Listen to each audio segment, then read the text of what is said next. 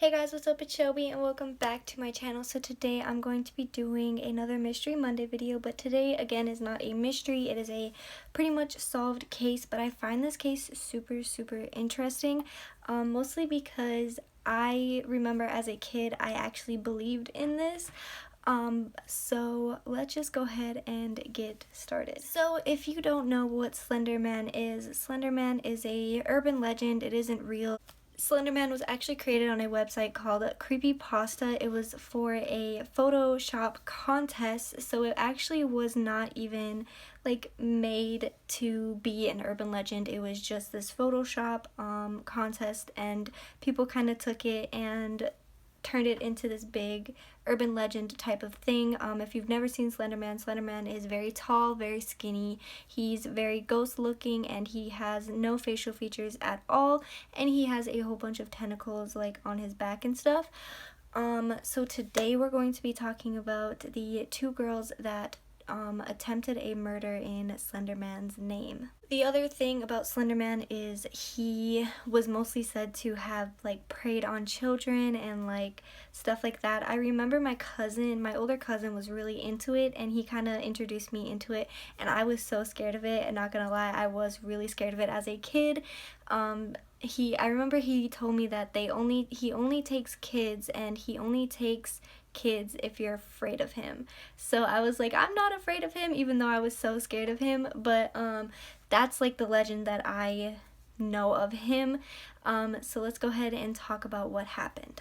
So this case takes place in Waukesha County, Wisconsin. This case happened in 2014, which is just before I believe I started believing in it. I'm pretty sure it was a little bit before that when I started like knowing about it. So let's talk about the two girls in this case. We have Morgan Geiger and Anissa Weir, and they were both 12 years old at this time. A lot of people actually blame their parents for what had happened, saying that people should monitor their kids more often, but they did a whole documentary on this, and if you watch it, both of their parents were very involved with their life, and they did monitor like a normal amount. They weren't super overprotective, like monitored every single thing that the kids like looked at and stuff, but again, a lot of kids are into weird stuff at some time, like a Slenderman legend, or like I remember I used to be into like ER shows, like real life ER shows that showed like all this stuff, like just like weird ER stories and stuff like that. I was fascinated with those for a while. But I mean, a lot of kids are interested in weird stuff at some point in their life, so their parents really didn't think much of it because it was an urban legend. They didn't think that it would go as far as it did. So both the girls, Morgan and Anissa, both struggled to create new friends. It was mostly just the two of them, and they did get bullied quite a lot in school. And one thing to know about Morgan is Morgan was eventually diagnosed with schizophrenia, and her dad actually was diagnosed with schizophrenia as well, and he's been living with it his whole life. But it is really hard to diagnose a kid with schizophrenia. They usually don't diagnose anybody under the age of 18 with schizophrenia or like any kind of mental disease like that.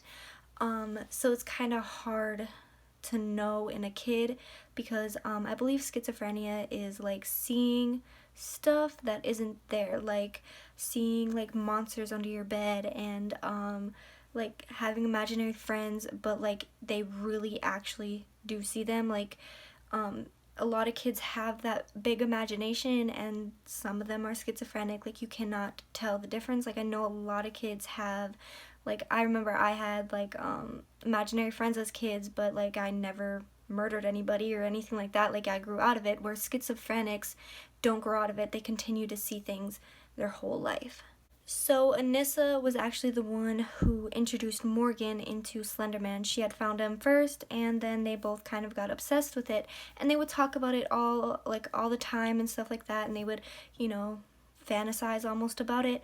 But one thing that Anissa didn't know is Morgan actually saw Slenderman, because like I said, she was schizophrenic, so she actually saw him. Morgan then decided that they should be proxies for Slenderman, or servants pretty much.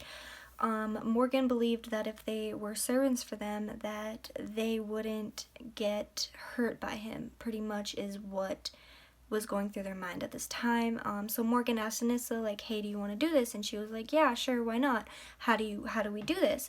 And Morgan said, we have to kill Bella. And Bella is their friend, also known as Peyton. I'm gonna call her Peyton in this video, but I guess her friends and stuff called her Bella. So pretty much they believed that if they killed their friend Peyton, they believed that they could live with Slenderman in Nicolette Forest and be his proxies or servants pretty much, and he couldn't touch them if they did this for him. They couldn't hurt him, and I think that they were honestly scared that he was going to kill them or hurt them, so they thought like this was like the only way that they could get him to not do that, you know, to them. On May 30th, the girls all decided to have a sleepover party. It was kind of a birthday thing at Morgan's house. I'm not exactly sure whose birthday it was or anything like that, or whose birthday it was going to be, but they had this little birthday party at Morgan's house. They went out, had pizza, went roller skating and all of that. They had a really good night. Morgan's parents were home, so they were around and stuff like that, and they said nothing odd really was happening. They all seemed like they were having a really good time. The girls decided that they were going to kill her that night, but when that came around, they decided against it and said that they were going to give her one good morning, another good morning. So that next morning on the 31st, they all ate breakfast, specifically donuts and strawberries. Morgan's mom ate breakfast with them and said nothing seemed off. It was a beautiful Saturday morning and everything was like going good. The girls seemed happy, like nothing, like no red flags showed up for her mom.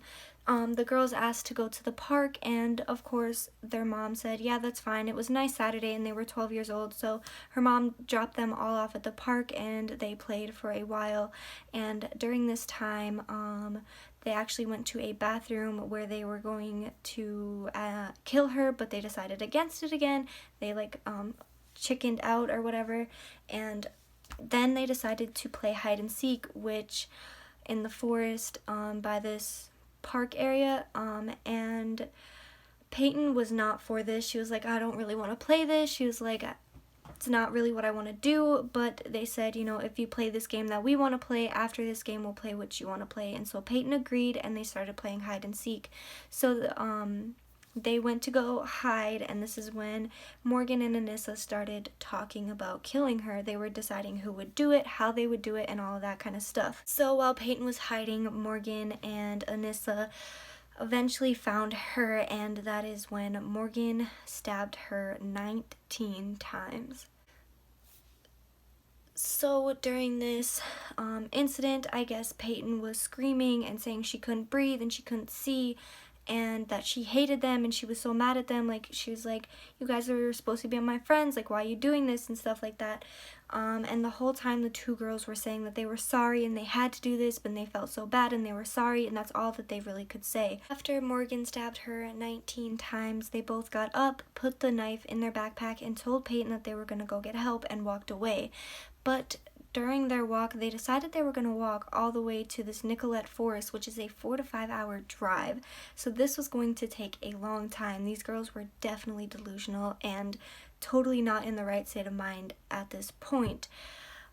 Peyton was a strong-ass little girl. She was 12 years old, stabbed 19 times, and crawled out of the woods all the way to a road where she laid there and waited for somebody to come. A cyclist actually was cycling at this time and saw her laying down. He immediately stopped and asked her if she was okay and stuff like that, and she told him that she was stabbed a bunch of times, and that is when he called the police. During this, while they were waiting for the police, the cyclist said that she kept saying that it was hard to breathe and that her friends did this, and actually named both of her friends to him. So she was able to talk a little bit and she was able to breathe a little bit as well. Once the police got there, they took her to the hospital immediately and informed her parents and everything like that. Once they got to the hospital, they realized that she had 19 stab wounds. She had stab wounds on her arms, her legs, and her chest, and her abdomen. They stabbed her so close to her heart, it was only 1 millimeter away from her heart, and it did stab 2 major arteries, but it didn't break through the tissue in the arteries, luckily for Peyton, which means that Peyton did survive surgery and everything, because even when it hit the major arteries, it didn't puncture the major arteries. It mostly just hit like the tissue that holds the arteries in, so it wasn't a fatal stab wound by any means. He said if it would have been, she would have died within 2 minutes.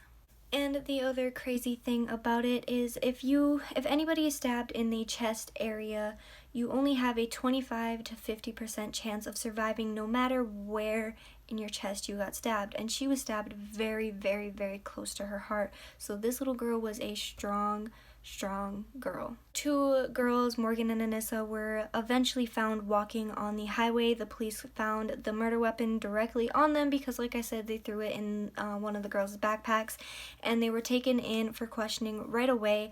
They never denied trying to kill her or stabbing her or anything, and this is when they completely just came out about the whole Slenderman thing, and they really truly believed this, that if they did not do this, Slenderman was going to hurt them. And so they came out to police and completely, said like, yeah, we did this and this is why. The girls both kept saying that they were sorry for what they did, that they didn't want it to happen this way, that they wanted to wait longer but they couldn't, and they were actually asking if Peyton was okay or if she was dead or all that kind of stuff. Morgan and Anissa were both incarcerated, and then their trials began, and they both pled not guilty due to insanity.